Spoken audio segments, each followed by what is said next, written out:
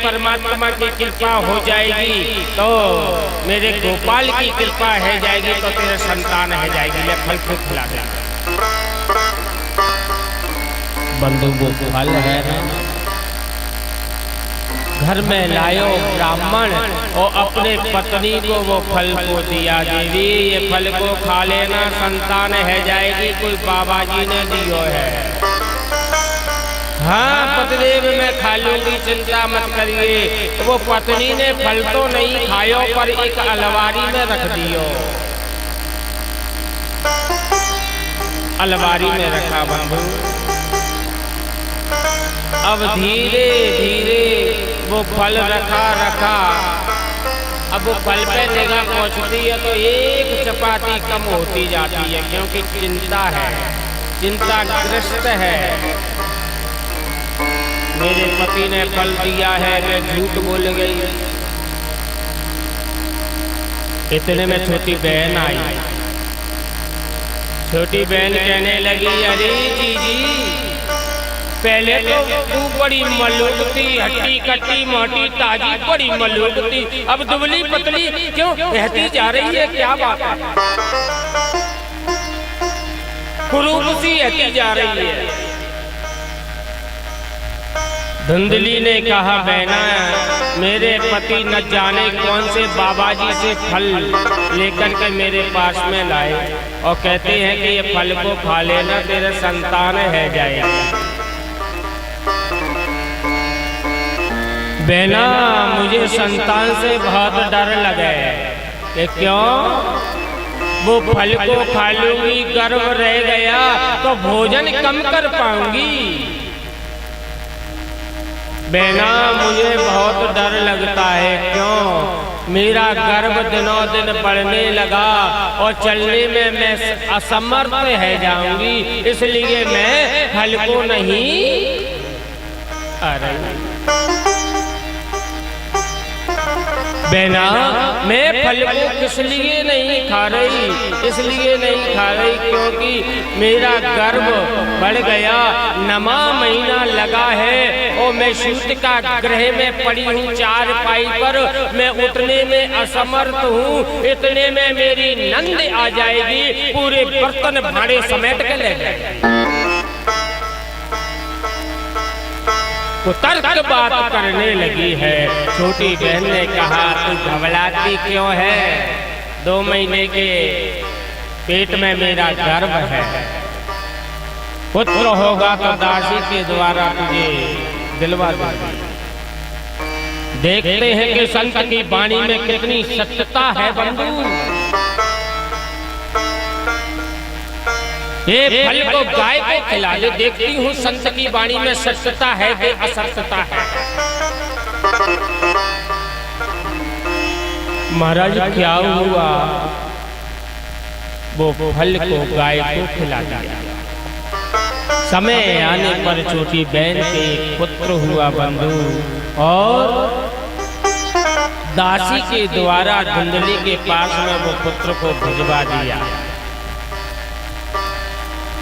ब्राह्मण को मालूम पड़ा कि मेरे संतान हो गई है, तो नामकरण का समय आया तो धुंधली बोली, वाह मैंने 9 महीना पुत्र को गर्भ में रखा, आप नामकरण संस्कार करोगे? नहीं, मैं करूंगी।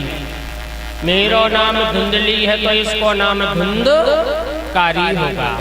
समय आने पर महाराज क्या हुआ? एक अचंभे की बात, गाय की भी एक संतान प्रकट है गई। दूरे ग्रामे, आसपास के ग्राम के लोग पुत्र को देखने के लिए आया करते थे। बहुत सुंदर था, गाय कैसे कर्ण थे, कान थे, माधुर्यता, लावण्यता, सुष्ठुता, हास्यता, आकर्षता उसके अंदर, लाला के अंदर झलक रही थी बंधु।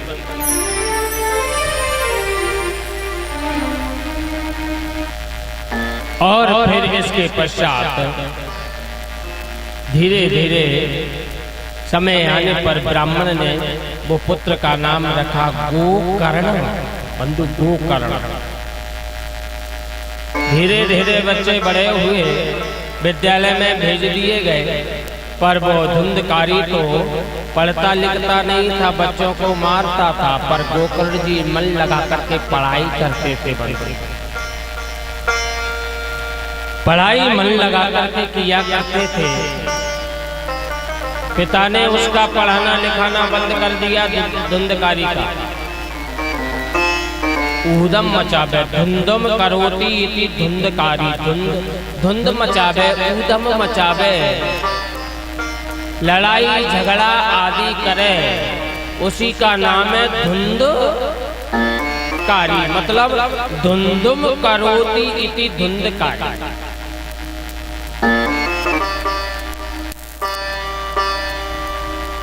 धीरे धीरे महाराज जुआरी हो गया। जुआरी जानते हो, जुआ खेलने वाला। मदरा पीने लगा बंधु। मदरा जानते हो, मदरा मदरा वहीं मिलती है कलारी की दुकान पर। मदरा भी पीने लगे बंधु। फिर धीरे धीरे वो संगीता में पड़ने पर वेश्यागामी हो गया बंधु। वेश्याओं के साथ में रहने लगा है। वेश्या पैसे की निपुण होती है, पैसा ऐंठती है, तो धुंधकारी घर में से चोरी करके वेश्या को देने लगा बंधु। वेश्या को प्रसन्न करने लगा। आत्मदेव ब्राह्मण बड़े दुखी। एक बार आत्मदेव तुरंत ही गोकर्ण जी के पास में जाकर के पहुंचे। गोकर्ण से निवेदन किया। गोकर्ण ने ऐसा सुंदर उपदेश दिया बंधु, इतना सुंदर उपदेश दिया। देहे सीमांश रुद्रे विमतिं त्यजत्वं ज्याया सुता विषु सदा ममता विमन्त्रा। पिताजी, इस शरीर के अंदर क्या है बंधु? इस शरीर के अंदर हड्डी का एक ढांचा खड़ा हुआ है, मांस का एक लोथड़ा है, फिर भी मोहग्रस्त जीव ऐसा फंस जाता है कि ये मेरा नाती है। नाती की तोतली तोतली वाणी सुन करके जीव ऐसा आसक्त हो जाता है, ऐसा आसक्त हो जाता है बंधु, सब कुछ भूल जाता है। ये नहीं सोचता कि मौत हमारे सिर पर खड़ी है। ये गहना, ये सोना, ये चांदी, ये मकान, ये जमीन सब धरे के धरे रह जाएंगे बंधु। कोई किसी का नहीं है, फिर भी जीव मोहग्रस्त है। जब आंधी तूफान आता है मौत की, तब झपेड़े में जीव उड़ा हुआ चला जाता है। सज धज कर जब मौत की शहजादी आएगी, सज धज कर जब मौत की शहजादी आएगी, ना सोना काम आएगा ना चांदी आएगी, ना सोना काम आएगा ना चांदी आएगी। सज धज कर जब मौत की शहजादी आएगी, सज धज कर जब मौत की शहजादी आएगी, ना सोना काम आएगा ना चांदी आएगी, ना सोना काम आएगा ना चांदी आएगी।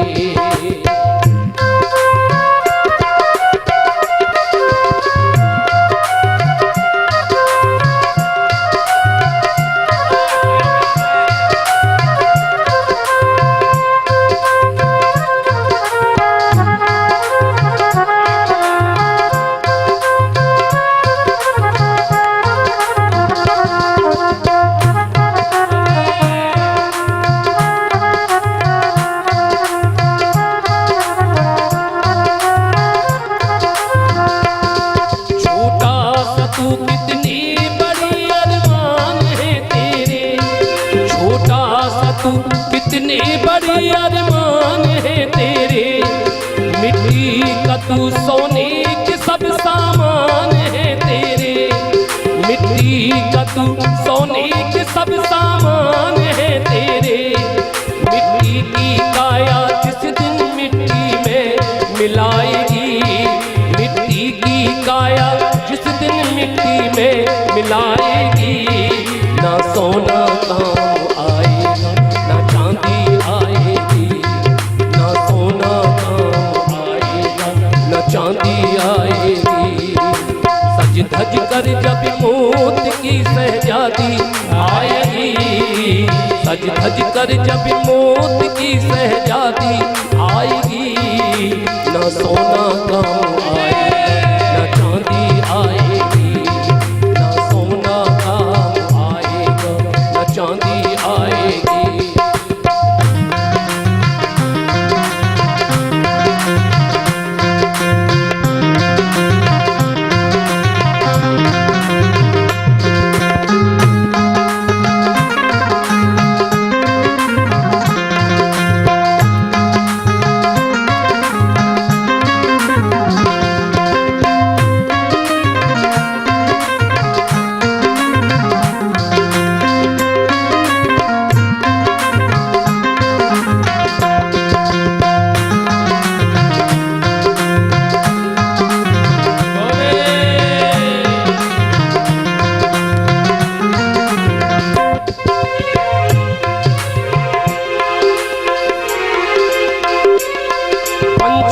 है तू अब तोड़ पिंजरा छोड़ के उड़ जा, पंछी है अब तू तोड़ पिंजरा छोड़ के उड़ जा।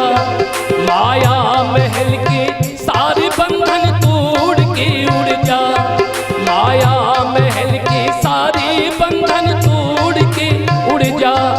मटकी की काया धड़की,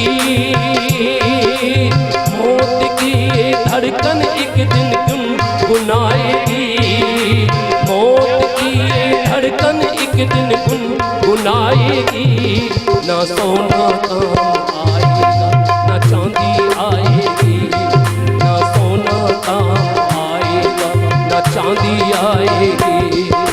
सज धज कर जब मौत की शहजादी आएगी, सज धज कर जब मौत की शहजादी आएगी, ना सोना काम आएगा ना चांदी आएगी, ना सोना काम आएगा ना चांदी आएगी।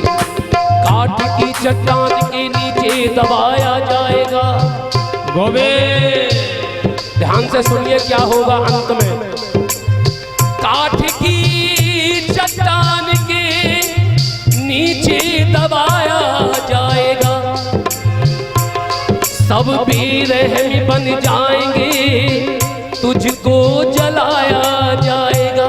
क्या बात है, कोई किसी का नहीं है। संसार में कसमें बातें प्यार वफा सब बातें हैं बातों का क्या, और कोई किसी का नहीं है। झूठे नाते हैं नातों का क्या।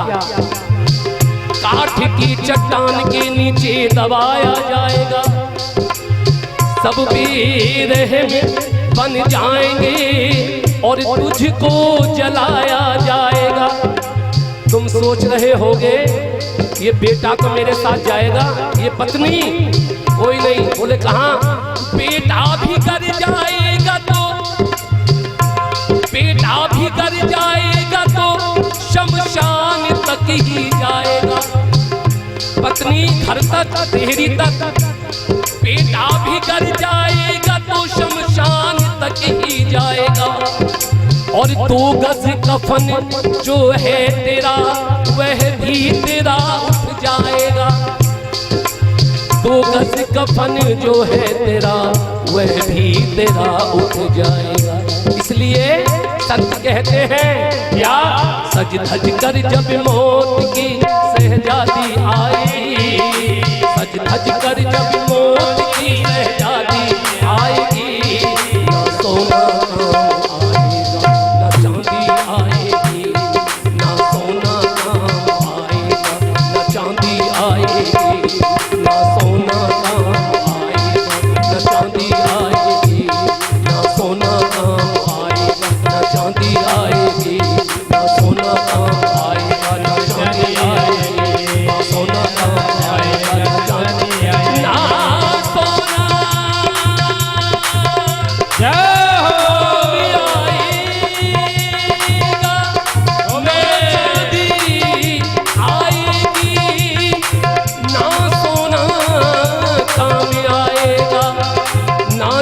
चांदी आएगी, ना चांदी आएगी। बोल द्वारिकाधीश भगवान की जय। बंधु विचार करता है कि फलानी चीज खरीदूं, ढकानी चीज खरीद लूंगा। तृष्णा किसी की शांत हुई है बंधु? तृष्णा क्या है कि अग्नि में घृत जितनी डालोगे उतनी प्रज्वलित होती जाएगी बंधु।